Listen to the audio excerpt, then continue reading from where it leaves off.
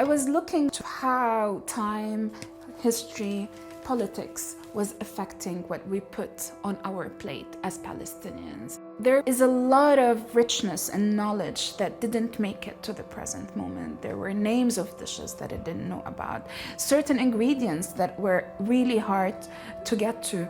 And I was asking questions. I wanted to understand what led those recipes to withdraw, what changed in the present moment that certain produce and certain ingredients are inaccessible to us. How does the constant configuration of the map of Palestine affects how we write our culinary history?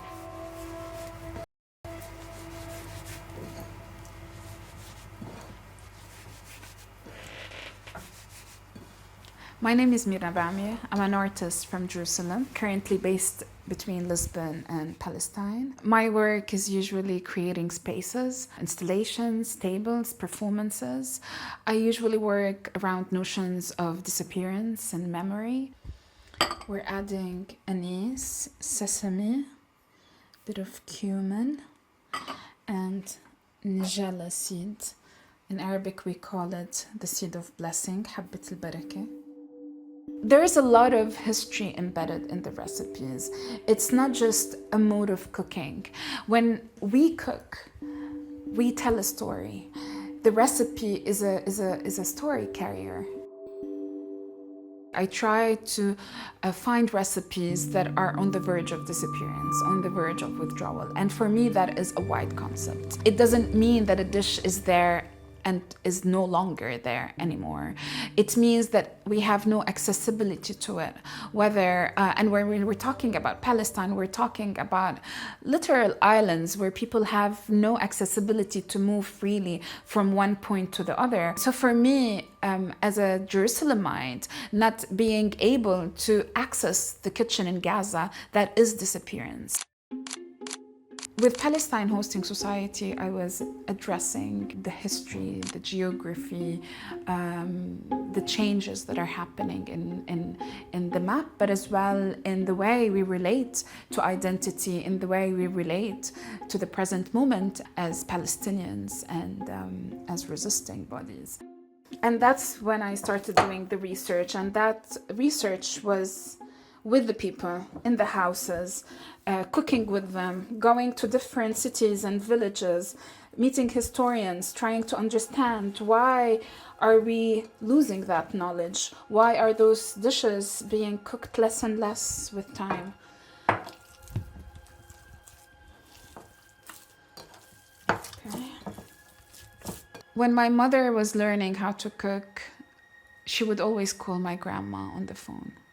My mom is Lebanese and my grandma was living in Beirut, so that call was precious. And it was to try to learn and replicate the taste that connects her to her family, so she can pass it to her new family, to us. But as well, I remember those moments when my grandma used to visit us. At that moment, till 1988, they were able to come to Palestine, which is impossible now. And for my grandma, the first thing that she would do is go to the kitchen and start making ma'moul, the semolina cookies, but as well cooking all those complicated recipes that my mom at that time didn't master yet. So the house would always be filled with all those smells. And I think that's why in my research, I try to go to grandma's kitchens as much as possible.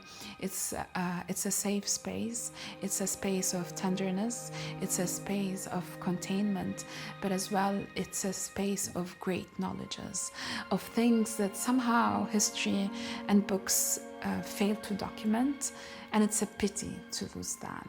It's one way of us narrating our identity for ourselves and the others through tenderness.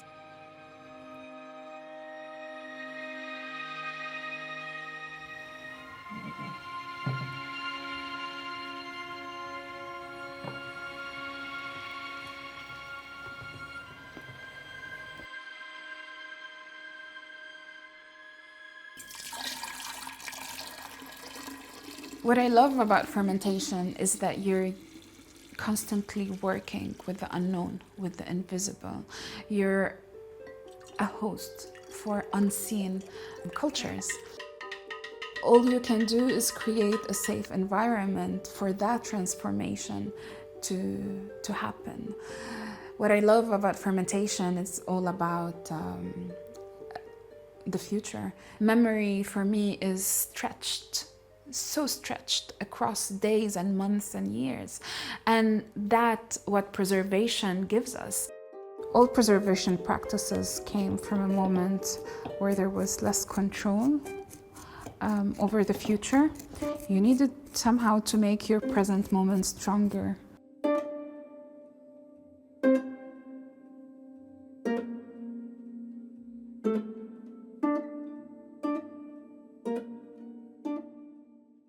I'm working on a series of okras, porcelain okras, and bamieh literally means okra.